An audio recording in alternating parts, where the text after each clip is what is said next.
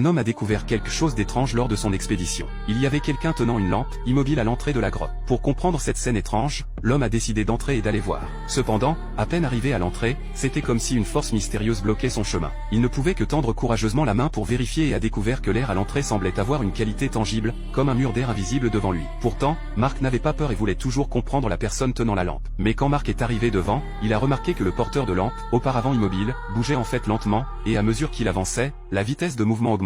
Cette scène a terrifié Marc.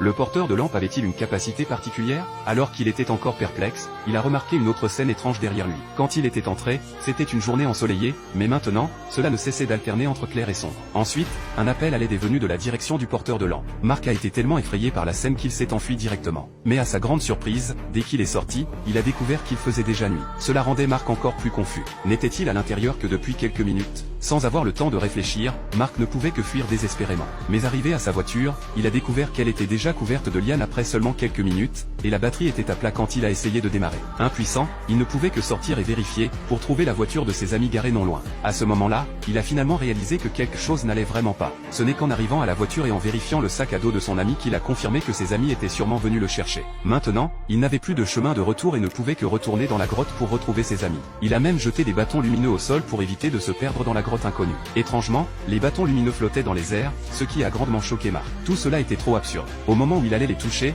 les bâtons lumineux ont lentement avancé, semblant guider sa direction. Ils ne sont tombés au sol qu'après avoir traversé le mur d'air. Marc était profondément curieux. À ce moment-là, l'extérieur de l'entrée de la grotte a de nouveau clignoté. Cette fois, il n'a pas reculé et a choisi de continuer à avancer pour chercher ses amis.